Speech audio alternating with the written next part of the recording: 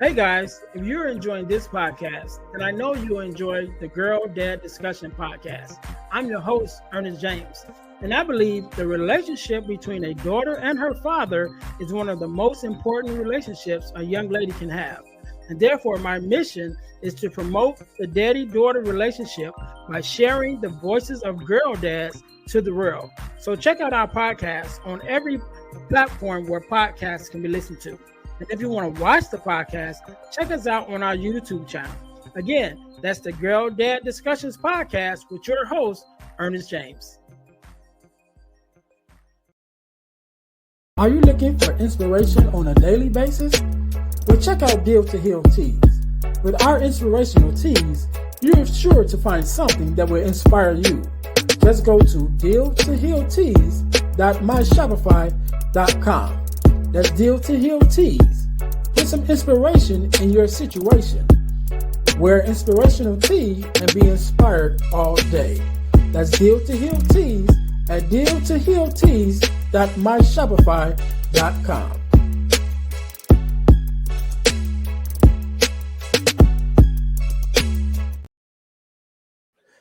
Hey guys, this is Earnest James, host of the Deal to Heal with E. James podcast, and I got a question to ask you.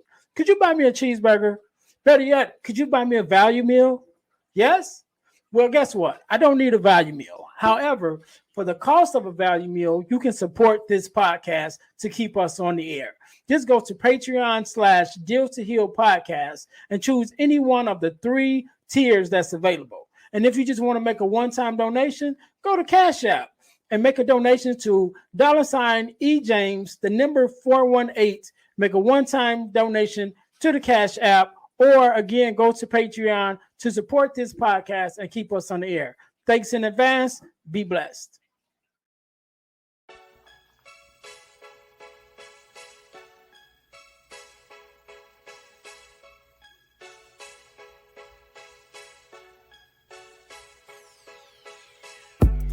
Welcome to Deal to Heal with E. James podcast. On this podcast, my guest and I will discuss topics and ways to help us to heal in every area of our lives. I believe that everyone can live a life that is happy, healthy, and whole. So I'm on a mission to help people to deal, heal, and fulfill. Deal with your problem, heal from the pain, and fulfill your purpose. Thanks for tuning in. Let's get to it. Welcome to the Deal to Heal with E. James podcast. I'm your host, Earnest James, and I believe that everyone can and should live a life that is whole, healed, and healthy. And therefore, I'm on a mission to help people to deal, heal, and fulfill, to deal with your problems, to heal from the pain, and to fulfill your purpose. Thank you guys once again for tuning in to the Deal to Heal with E. James podcast. If you haven't already, make sure that you listen, like, subscribe, and share to our podcast on our YouTube channel. Definitely on all the places that you can hear us. We are on Audible. We're on, of course, YouTube. We're on Spotify, and different podcast platforms. Make sure you guys are checking us out. Again, thank you guys for tuning in to the Deal to Heal with E. James podcast. Also, make sure that you guys are checking out our websites. Our business website for our full business website is the dealhealfulfill.org. Dealhealfulfill.org. Make sure you're checking us out there. You find out everything that we have going on, including being able to have me come out as a speaker or a workshop to do workshops with you guys. Also, we have virtual workshops that's also going on. You'll be able to find information about that, and also about our other products that we have going on, including if you go to ebooks by ejames.com, you'll see the ebooks that I have available. Again, we are a self-sustained podcast. So the way that we stay on the air is by you guys supporting us. So definitely, I encourage you guys to go check out the ebooks that we have, and also the Deal to Heal tees on Shopify, which is our inspirational tees. So put some inspiration in your situation, wear an inspirational tee, and be inspired all day. Again, thank you guys once again for tuning in to the Deal to Heal with E. James podcast. So Today, just like any other day, we are blessed with a guest right now, Mr. Terrence. How you doing? How you doing, man? Appreciate you for having me. Thank you. Appreciate it. No problem, no problem. First of all, let me say thank you for being here. Thank you for being on. Because you could have been anywhere doing anything else, but you took our time to be here with me and my listeners, and we definitely appreciate it. So let's jump right into it. Do me a favor, introduce yourself to my audience and let them know who you are and what it is that you do. Yeah, so Terence Tillman, aka T-Till, certified life coach, speaker, workshop facilitator, podcast host, do a little bit of everything. I have a merch line as well, so kind of like you, whereas all geared towards positivity and affirmations and things like that. So I do a little bit of everything, but most importantly, it's all about impact. So just want to make an impact wherever I can. That's it. That's it. And first of all, I don't remember exactly how we met. I don't remember exactly how we met, but I had the pleasure of being on your podcast. And definitely by the time this is coming out, that episode probably will be out. So y'all probably be Yeah. able to catch me on Conversations of the Heart, right? Yes, sir. Conversation of the Heart with T-Tail. And yeah, yours will be coming out probably in less than a month. So yeah, stay tuned. All right, all right. So definitely by the time this come out, it should be way well out, by the Absolutely. time because we're recording. So man, so first of all, we even when we got on before we even started your podcast, we got on just to chop it up and have a little conversation and kind of get to know each other before we probably was on about an hour, you know, Yeah. before we Yeah. even scheduled a podcast. So it was like, all right, we got to actually record this Gotta thing, right? record. Yeah. Yep. So we definitely had some good conversation. I wanted to kind of bring some of those conversations here, to this platform. Because I think that as I was definitely trying to add some value to your listeners, I definitely understand and got to know that, you would definitely add some value to the listeners of the Deal to Heal with E. James podcast listeners.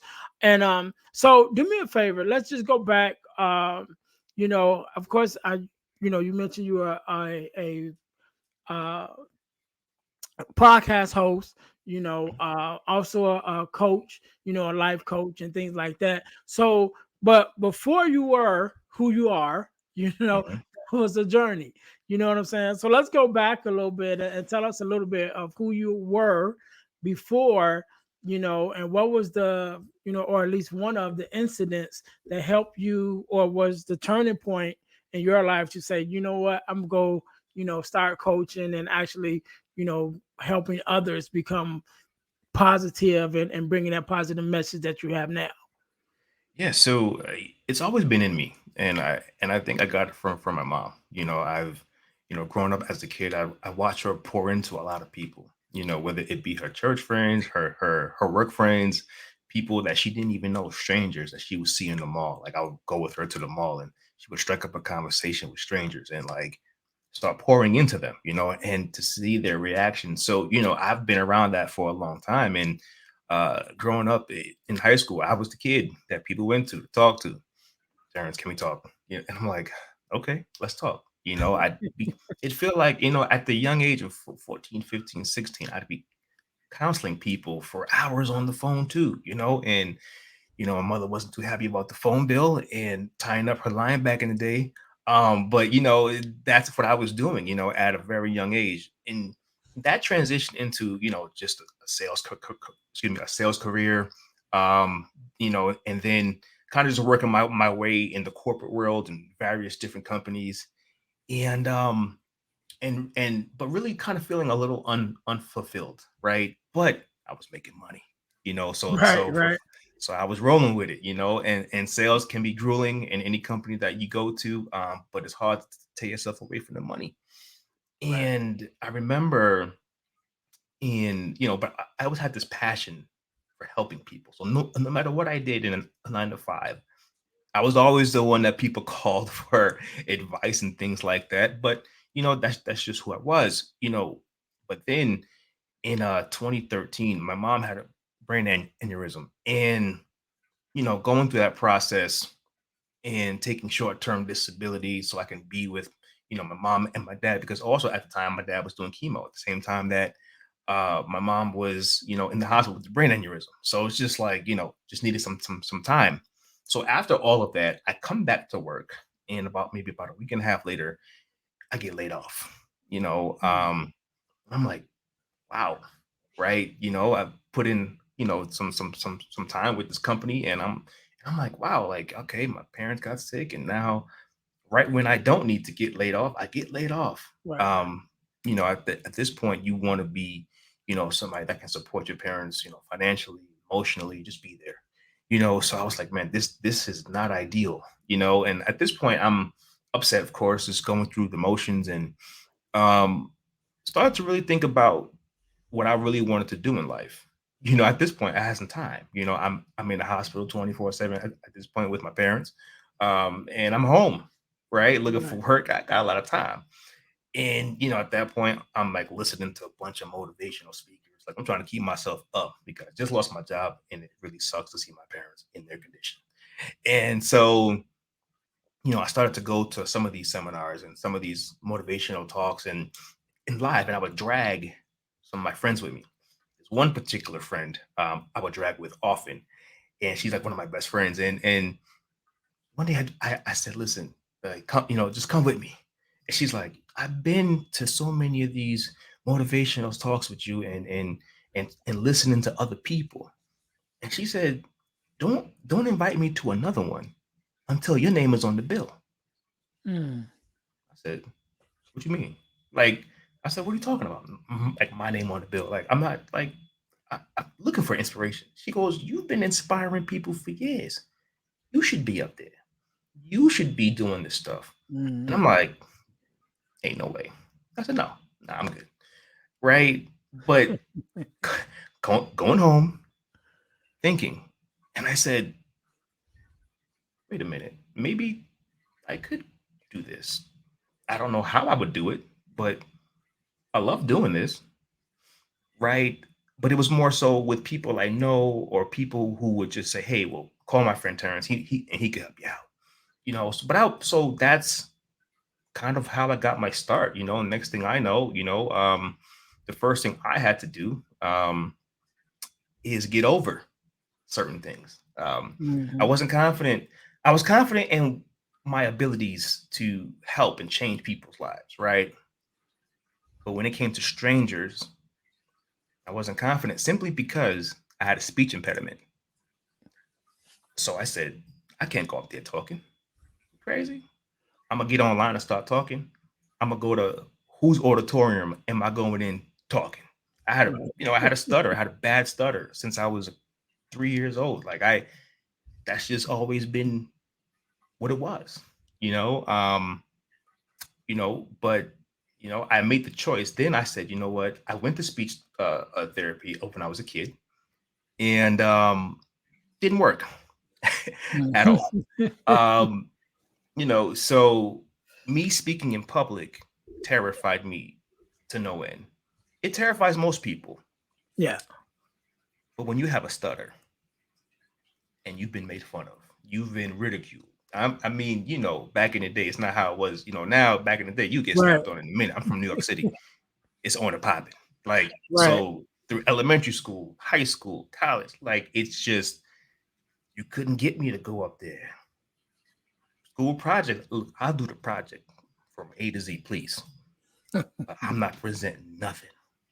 Like, that's just how it was, so I knew there was a big barrier in front of me that I had to try to get over. So first step for me was trying to get over my speech impediment. I didn't know how. I didn't know where to start. Start researching things online, and how could I how could it help me? And then I really started to pay attention to myself. When do I start? When do I stutter the most? And what parts? Right. And then, going through these things, I started to find out that a lot of it, for me, it was very emotional based. If I'm too excited, angry, positive or negative, I really stuttered a lot. Anxiety. If I Mm. knew I was going to speak, My heart is going 1,000 beats per minute. I got hot sweat going down the back of my neck. And I knew as soon as somebody called on me to talk, I was going to mess it up. Anxiety. And I did. I Yeah. messed it up worse.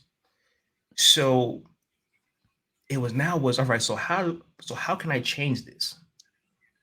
The way I speak, how fast I speak. Because whenever I'm angry or I'm happy, I speak fast, stutter a lot. So I literally had to retrain how I spoke every day. Probably about 2.5 years. I've just retrained everything. And then once I got it of what I need to do or how I need to speak, and once it became a little bit more natural to me, then I said, okay, I'm a little bit more comfortable with this part of myself now. It seems like I don't stutter as much. It seems like I got something here. Let me go and start making these videos. Mm. Yeah. So Then you you want to started doing YouTube videos, like No, I motivational first videos? started on IG back when it was like 15-second clips. I Okay. think it was, you just had to do, you got 15 seconds to make a video and make it count. Right. And so now imagine I have a new way of talking and I have to get my message out in like 15 seconds. But when I speak fast, You gonna I start? stutter. I didn't calculate this in my head as I was doing this process. And so frustration because now I'm doing like 1,000 takes for a 1 15-second clip Right. for 2 hours just to get one message out. And it was so frustrating. Very frustrating. But I started to do it. I messed up a lot. I stuttered. Um, but I put it out anyway, and the interesting thing is people online could be very judgy. And the one thing I used to do when I first started, and I never took it down. I never took my first videos down. I wore sunglasses. People thought I was doing it to be cool. Truth is, I was doing it to hide myself Hmm. because I was stuttering and I was embarrassed and I knew I would mess up. But that made me comfortable a little bit because I felt people couldn't really see me, even though they were looking at me. Yeah. And I remember people in the comments, "Oh, he thinks he's so cool. Look at what he's wearing sunglasses." And I'm like, "Oh man, if you only knew it was because I'm trying to hide, bruh. I just didn't want to be seen because I was embarrassed. Real talk." And Yeah. I kept those videos up on YouTube. People could probably still find them. They're on Instagram. You could probably still find them because that's where I started. Right. And and honestly, at some point, people started to pay attention to more of the message than the stutter. Yeah. And once I started to realize that, then I started to gain a little bit more confidence. And thankfully, IG switched it from 15 to 30 seconds. Thank Right. you, IG. That 15 seconds was killing me. And so, you know, so then once I started to gain a little bit more confidence. And then, as far as work went, I said, you know what? Let me get out of sales. So I went into not the nonprofit sector and I became a job developer and a job readiness trainer. And pretty much I took that job also because it forced me at that point to be in a room teaching a class 5 days a week, training people on how to get jobs, interviewing techniques, um, self motivation, motivating, just everything working in that nonprofit sector. So I said, I'm gonna take this job because it's gonna challenge me to now be in front of a classroom 5 days a week. If I want to do this other work outside of my corporate job here, then if I want to talk in auditoriums, theaters, wherever, I got to get in front of people Right. because it's one thing to do this and you're on a phone or you set it there and you're talking to people. There's nobody really watching. You're pre-recording. Yeah, but Hmm. what's going to happen when I'm in front of people with this speech impediment, right? And with this new way of talking? how is my nerves going to react? How's my anxiety? How am I going to react to this? And so I purposely took that job because I wanted the challenge. And so it was an amazing job. And it really helped me propel myself. Now, when I said, "Hey, listen, I want to talk at your nonprofit. I want to talk in your school." But once people saw me online, they start taking me a little bit more seriously. And said, "Oh, you're taking this really seriously. You want to talk? Okay, cool. So we have this nonprofit. Come talk. We, working with different sororities and fraternities. Hey, you want to talk? Come on, right? Different universities in New York. Oh, come on over." Right. And I'm like, I'm getting now. I'm talking. And now it's like I would have never in my life. If you would have asked me, would you ever in your life be speaking to people publicly? I would have told you. I would have bet every last dollar cent I had that would be the last thing I would do in my life. The last thing, you know. But here I am. Started that, and then it went further. Right. Then I said, I want to coach. And then Right. that's when that happened. So that's kind of a little bit about journey. I didn't mean to be so long with it, but Right. yeah. Well, I expected that already, you know.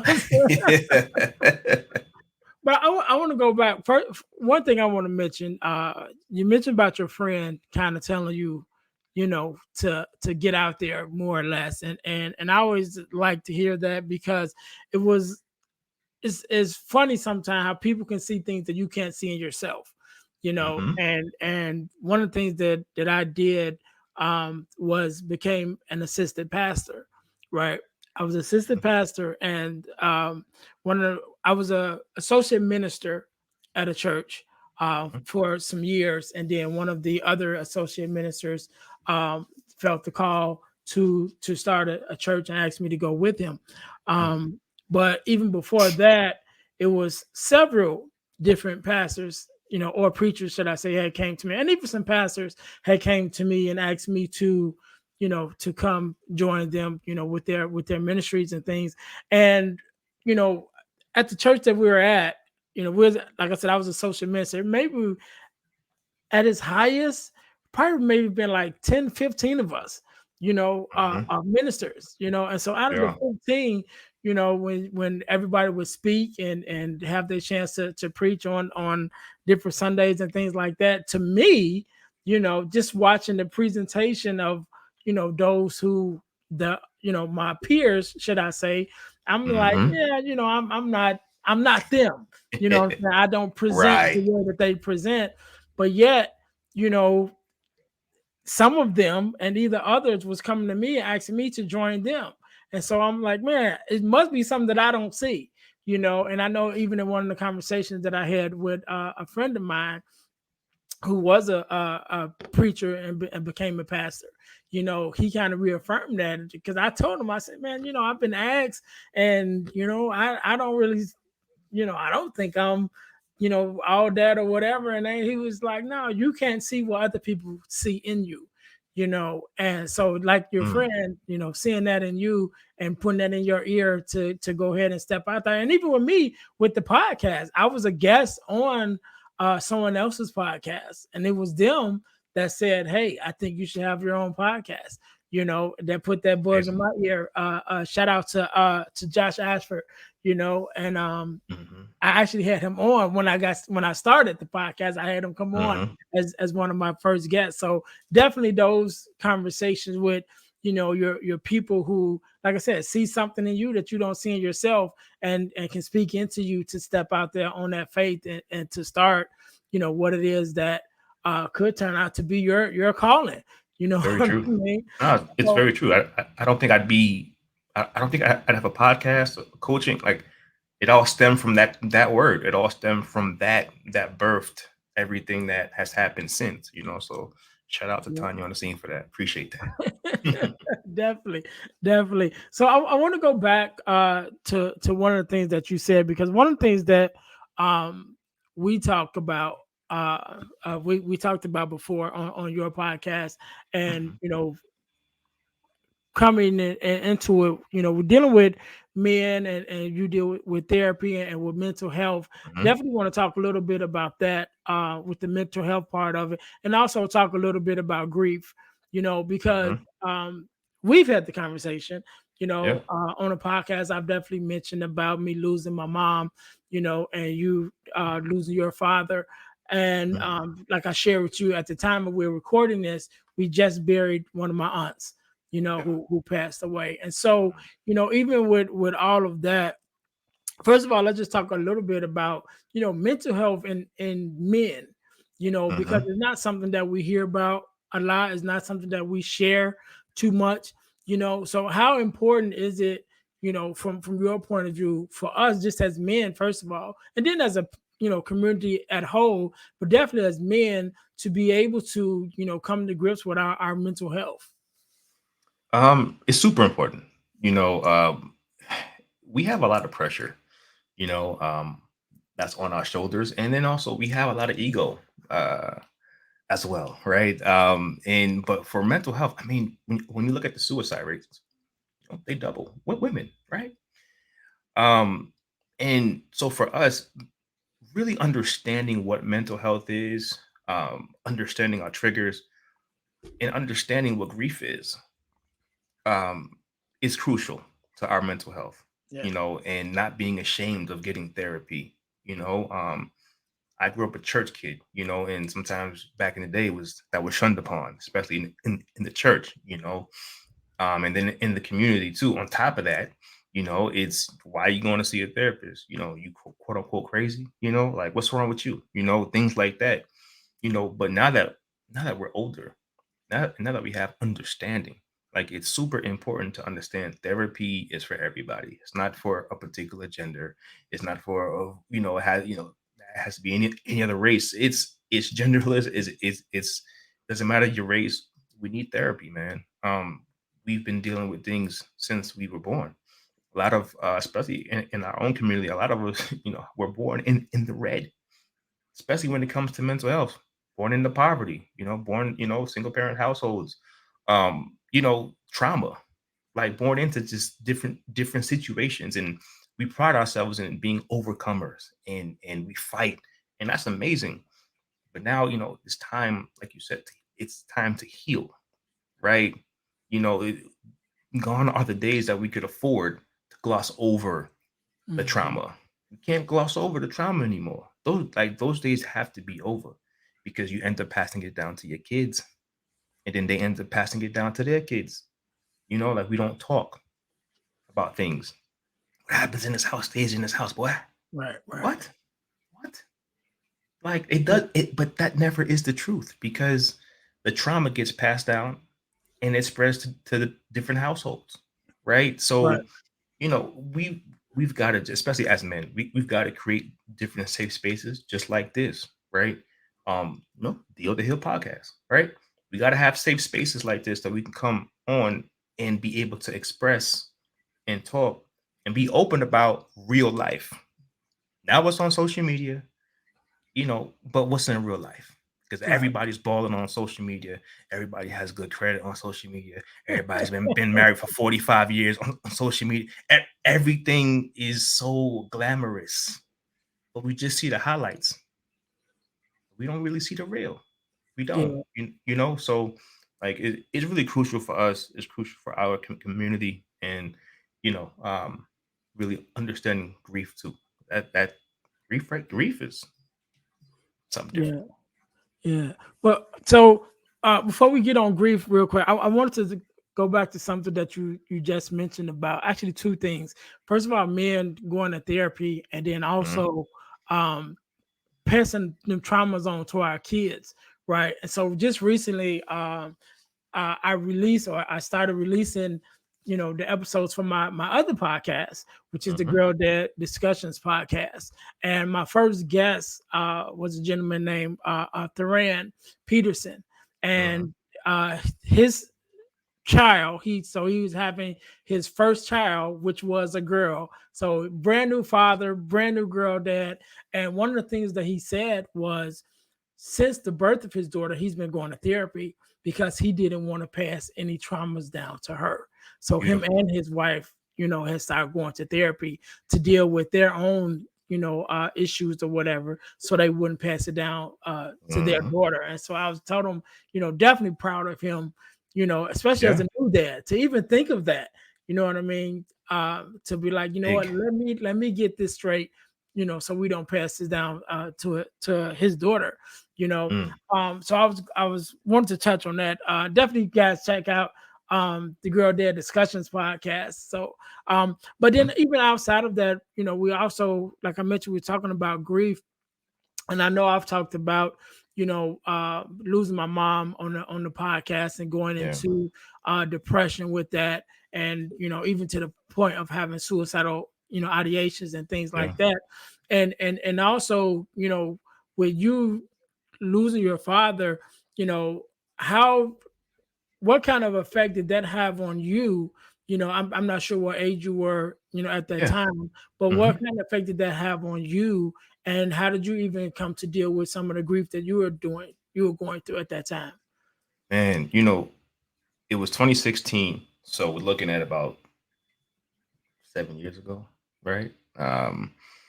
So I was about 31, if I'm not mistaken, and I didn't really acknowledge the grief. I think I think I had a moment at the funeral, and Mhm. then after that, I went into protection mode for my mother. From me, I told this to myself. I said, they were married at the time 43 years. So I said, look, I know how things go, especially with older people. People getting Mhm. older. When one goes, God forbid, another one goes shortly after. So I put it on my shoulders. I said, if my mom dies, it's it's my fault. It's my responsibility to make sure that she's good emotionally, mentally, spiritually. Like, put it all on me. It is what it is. And I went into that mode, which, truth be told, I couldn't really help. Like, that it's such a burden in a sense of like putting that on you. Like, if somebody dies, Mhm. it's your fault. Right. But looking back on it, it's like, if it, God forbid, that did happen, it wouldn't have been my fault, right? Right. But at the time, that's the mode that I was in, because I didn't want to lose another parent. Right. And so I was doing everything I could, trying to fill my dad's shoes as best I possibly could, right? Being, just being there and whatever she needed. And sometimes I had to be, uh, tough, even on her with certain things, show compassion. I had to be her therapist at the time, because, Black folk don't believe in therapy a lot, especially the older folks don't believe in Mhm. therapy, right? So I would get her everything, her anger, her sadness. And sometimes, it would be like we'd bump heads a lot.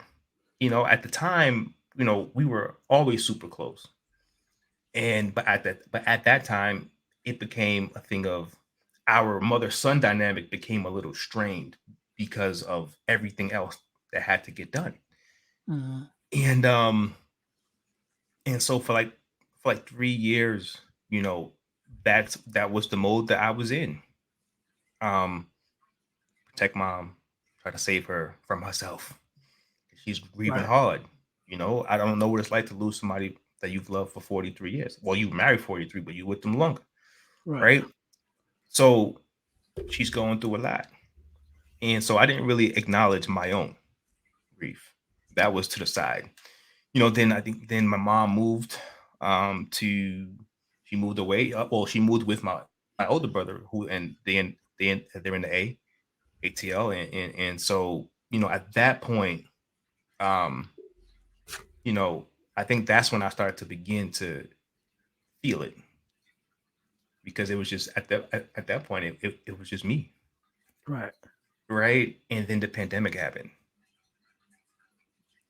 got laid off from my job. Everybody almost got laid off in the pandemic, Right. Right. if you wasn't an essential worker. And at that point, when you have to sit in the stillness, then everything starts to come. And then I think that's when I said, oh, I have never grieved this part, of my life. Never did. And it was 20, so we're talking 4 years later when everything starts to hit, when I'm still, I don't have to, Mhm. I have nobody to almost really look after like that, take care of like that. Um, it's sitting there just me, really like that, and I'm dealing with a lot. I'm in the pandemic now. We got the At that point we got George Floyd things going on. We got the pandemic Mhm. things going on. We can't go outside, and I'm sitting there with my thoughts. And then at that point, I started to research a lot about grief. I started reading books. And One of the most amazing books by Megan Devine is, it says it's okay that you're not okay, and that book changed my whole life on grief and my whole perspective on it, and how grief isn't just for death, and I'm like, Yeah. man, like that's so profound, because sitting here angry about the George Floyd stuff, I'm incensed about the George Floyd stuff. I'm outside in the protest. There's COVID going on. I got masks on. I got mask on. I'm protesting. I'm angry. Come home, think about my dad. I don't have my dad. My mom has moved. My mom has moved away. It's me, right? And that was a time, but it taught me a lot because I had to sit with it. I couldn't overwork it. I couldn't outwork grief.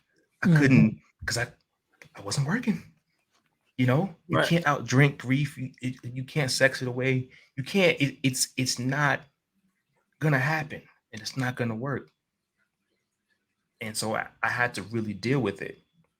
Um, and so yeah, then just going to doing my own individual therapy Right. helped a lot too. That helped a whole lot.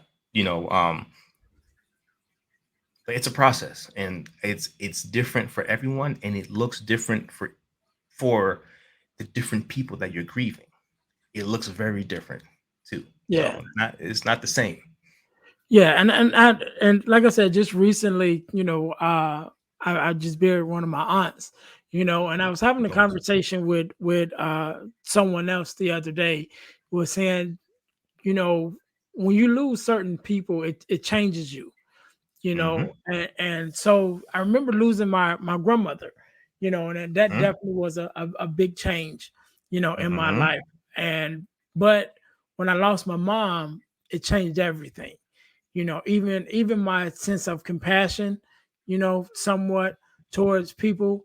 It's just like that loss of a parent it's a different monster. You know what I mean? And Yeah. God forbid, I haven't had the experience of the loss of a child, you know. But definitely that loss of a parent kind of changes you, you know what I mean, in a way that, losing some other people, or like you said, some other things, because grief, and loss just doesn't, pertain to death. Right. It pertains to anything that is taken away, or that you loses through some Yeah. instance. And but it just changes you, in a different way than I think some other things do, you know.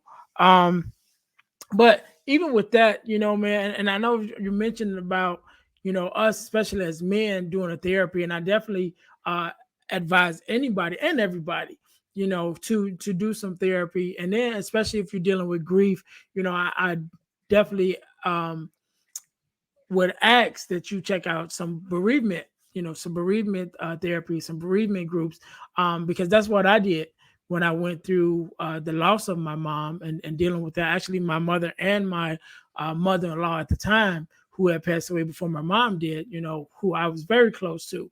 And so those two deaths, back to back, was hard on me, and it was Yeah. that bereavement therapy that really helped me out.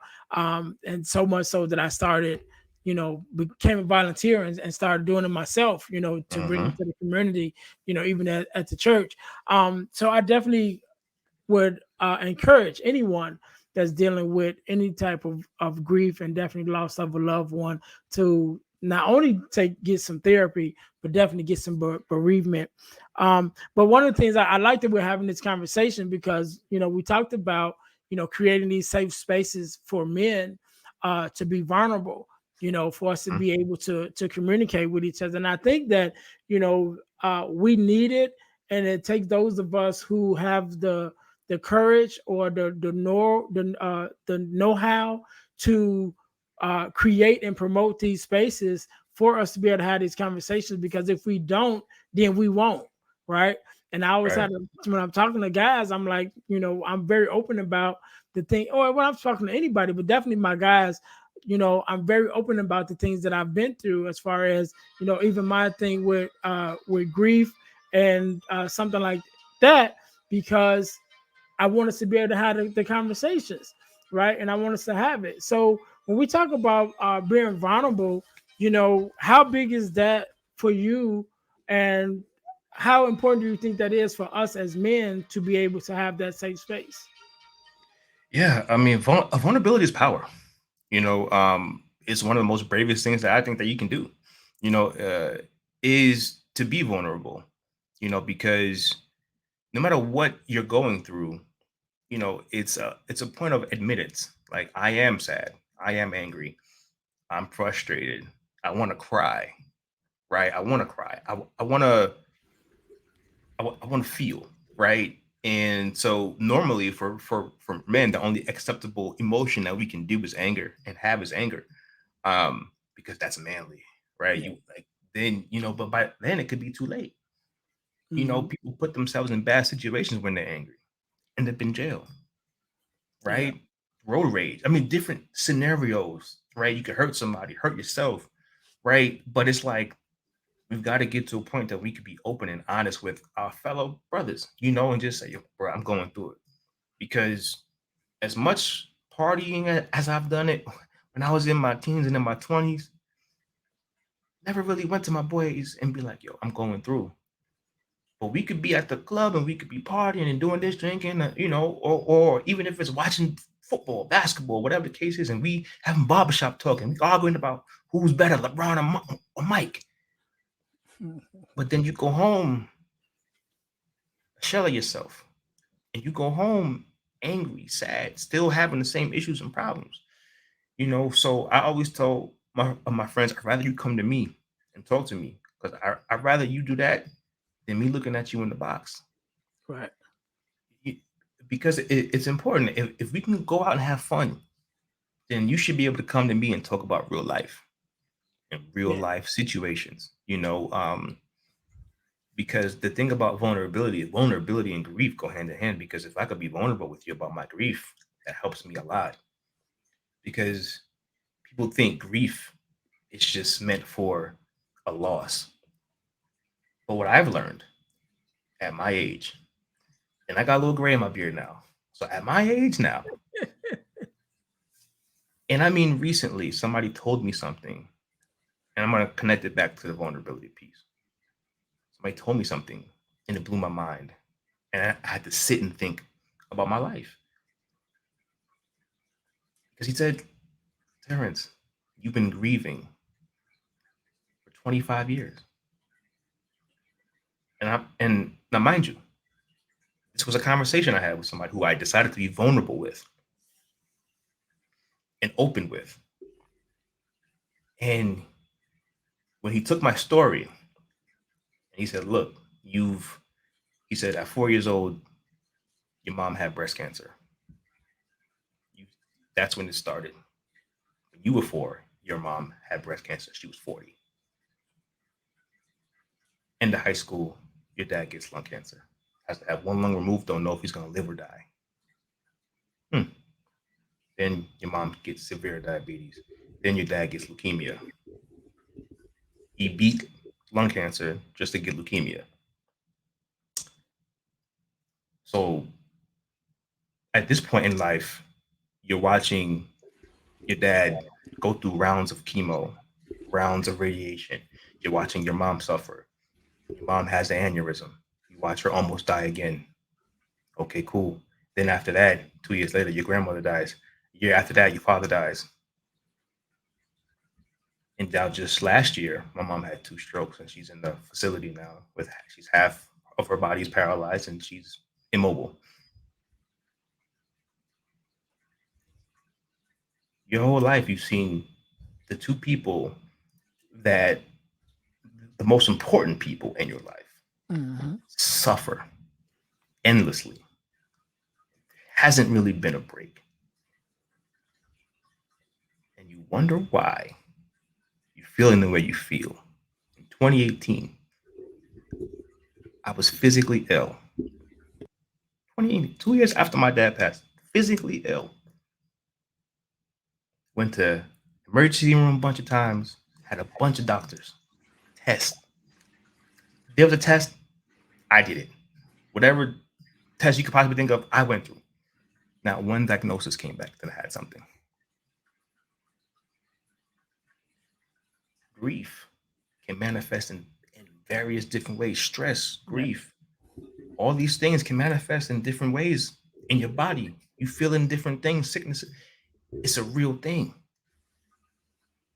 And when I expressed to him my story and what I was going through, he said, "Bro, you've been grieving since you was 4. He said, "Bro, you 38?" He said, that's 90%, 95% of your life. You've Right. seen sickness. You've seen too much suffering up close and personal, right?" And it blew my mind because then I said, "Wow, you've been dealing with a broken heart for most of your life, and you didn't even really realize it Mm-hmm. because you've just been going, moving, shaking. Yep. But as you get older, that moving and shaking is a little different Yeah. because things catch up with you when you get older. They catch up because you Yeah. can't keep going like that." And so, by me having a vulnerable conversation with this gentleman, the older gentleman too, is an incredible guy, but it made me think about my life and about my own mental health and about others doing the same thing I did, just going and only thinking grief is for loss. When currently, today, to this day, I'm grieving a woman that is still alive. She's living, but she's not really living. Mm-hmm. And I'm currently grieving that. And Yep. it took me to have that conversation with this gentleman to realize it's not just for the losses. I've been grieving my parents since I was young, being sad that they're sick, being angry that they're sick, anger, that too. That's Yeah. the thing. Wondering why, right? And so I say that to say, we're living in a world where look at the economy. People are losing their jobs left and right. Not just women, men too. Head of households. What do you think that does to men? Because they're supposed to be the provider, the Mm-hmm. protector, all of these things. They're grieving, and even if they don't know it, they're grieving this process. They could have been making over $100,000 a year, or whatever that number is. It's for their family.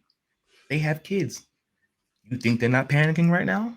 The job market is hard, but every day, what's being pumped out in social media? Well, if you can't take me here or there, then you broke. Or if you can't provide for this, then you broke. Or if you can't do this and that, but we don't talk about honesty. We don't talk about real life. What's happening to people out here in this world, and they grieving this. They're wondering, okay, well, how am I going to provide for my kids? I got 2 kids, 3 kids, whatever it is. I don't care if it's just one. I got a wife, whatever it is. They going through it, and you would know more than I. But from what I understand and from what I gather, once you have a wife, kids, the pressure gets elevated to an even more elite level where Mm-hmm. you feel like, and when you lose certain things, especially when it comes to money, jobs, and things like that, when you lose that, the voices in your head get louder. Yo, are you worth it? Are you worthy? What you gonna do? How's your wife looking at you? How's your kids Mhm. looking at you? Even if they're not looking at you like this, because there's some women that they're so supportive. So we're not saying that, but it's you versus you, not even Right. them. They could be looking at you like you're still the man. Mhm. Your head, like I'm not the man. And they're looking at me crazy, even though they're not. And for a lot of men, they're going through this right now. Look at the economy. And so it's not, they're grieving, and it's not just about death. It's about everything that's happening to them while they're alive. Right.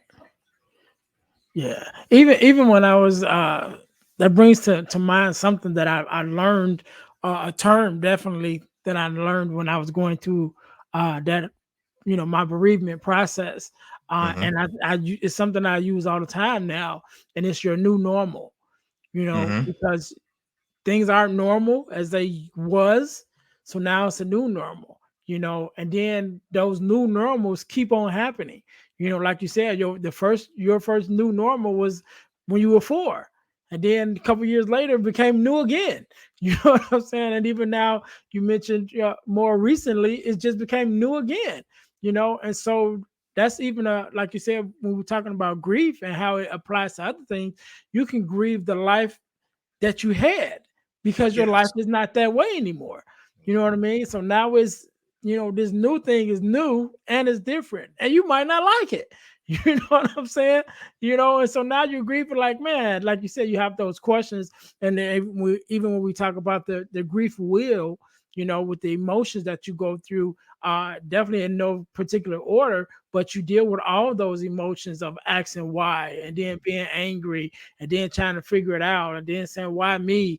You deal with all of that, and even to, like you said earlier, about if something had happened to your mom, it would have been your fault. You even go through that emotion, like, oh, am I to blame for this thing that has happened in my life? And Mhm. so definitely grief, we want to make sure that we are getting the help that we need. Definitely going to therapy if needed, definitely going to some kind of grief counseling. And if not, to do it, even doing it on your own, or reading books, or Yeah. doing things like that, because there's definitely a lot of information out there about it. And I think our community needs it. I think they need this conversation, to for us to be vulnerable, and talk about our losses, and the grief that we've dealt with, and things of that nature. And again, to make these safe spaces for other men to be able to feel comfortable enough to say that they're going through some things, and so I definitely thank you, man, Terrence, for being on. Before we get out of here, I wanted you to talk a little bit about your career coaching program Hmm. that you have. We'll switch it up a little bit. We don't want to end on a down note. We'll Nah, nah, nah. Of take it course, up of a little course. bit. So let's tell us a little bit about your coaching program, and how does it work, and how does Hmm. people get in contact with you? Yeah, so how they can get in contact with me is go to my website, ttlinspires.com. The coaching program is right there, and it'll ask, hey, schedule a free session, and we'll talk, and that's the one thing about me is whether you book with me or whether you don't. The one thing is I'm pretty sure you'll come out with something positive out of that conversation, whether you book or not. That's the goal. But as far as the coaching part of it goes, we'll go through, just what you're looking for. I mean, there's resume services that I provide, interviewing techniques, and just even just job searching too. Sometimes people don't know, properly how to job search properly and things like that. So I kind of take them through all of those things, just depending on what you're looking for. And as far as life coaching, the one thing I do tell people about life coaching, it's not therapy. Life Mhm. coaching is geared towards getting you to where you want to be for the future, setting goals and creating curriculums to get you to where you want to get to the future. That's what life coaching is. But if I feel or I assess that, listen, hey, listen, we're talking a lot about past things, and we can go through past certain things in the past.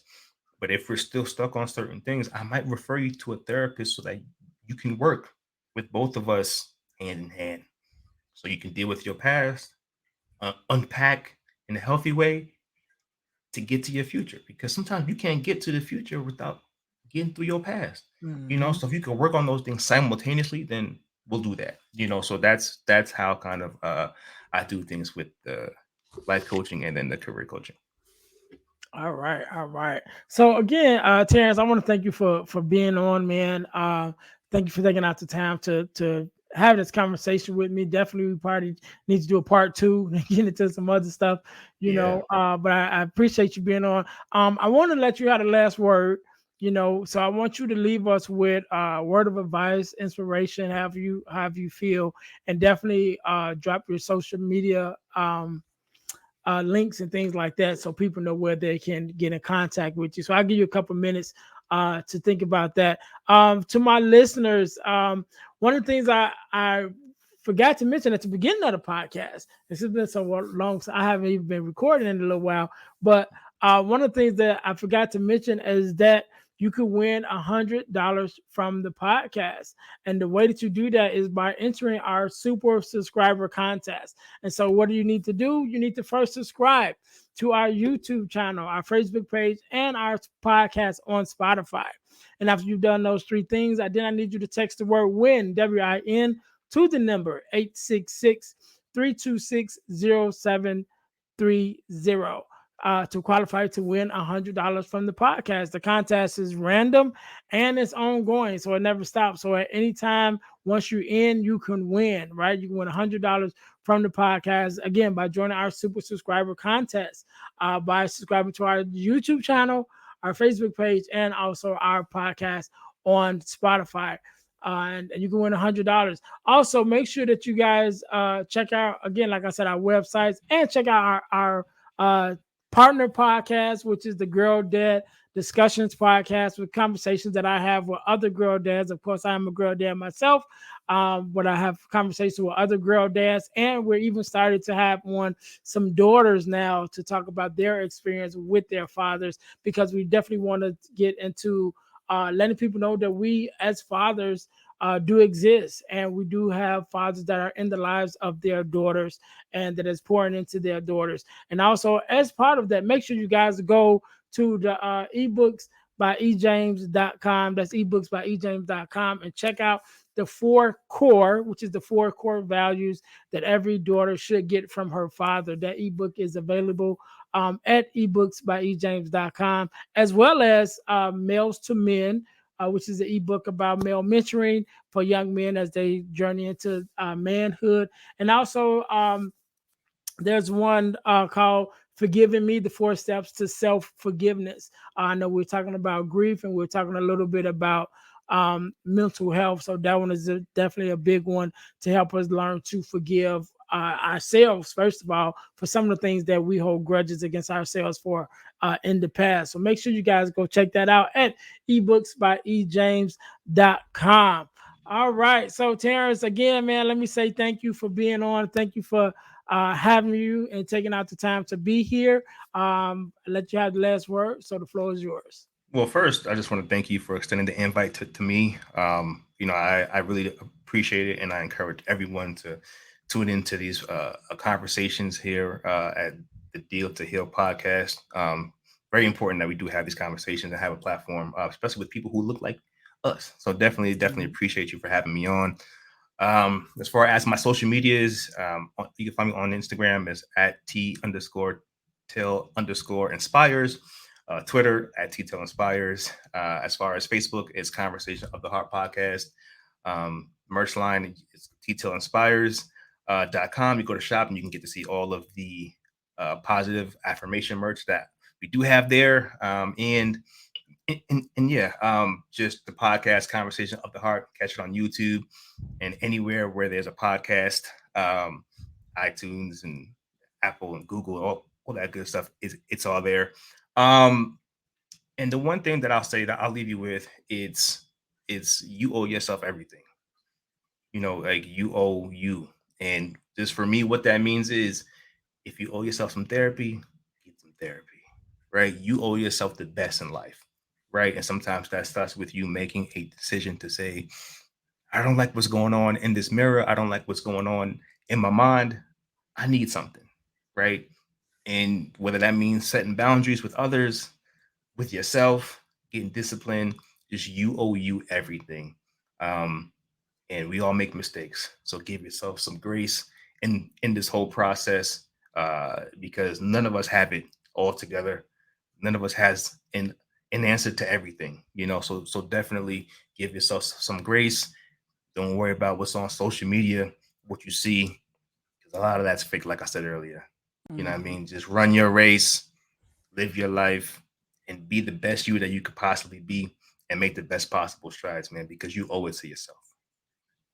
All right. Can't end it no better than that. To my listeners, thank you guys for tuning in to the Deal to Heal with E. James podcast, where our mission is to help people to deal, heal, and fulfill. Deal with your problems, heal from the pain, and fulfill your purpose. So until next time, be blessed. Hey guys, I know you're enjoying the podcast. However, don't forget to join our text line at 866-326-0730. That's 866-326-0730 in order to receive text messages with new events and things that is going on and new episodes as they release. All right, see you in a minute. Thanks for listening to the Deal to Heal with E. James podcast. Remember to listen, like, subscribe, and share. This episode has been brought to you by Deal to Heal Teas. Put some inspiration in your situation. Wear an inspirational tea and be inspired all day. Let's go to dealtohealteas.myshopify.com. Remember, our mission is to help you to deal, heal, and fulfill. Deal with your problem, heal from the pain, and fulfill your purpose. Thanks for listening.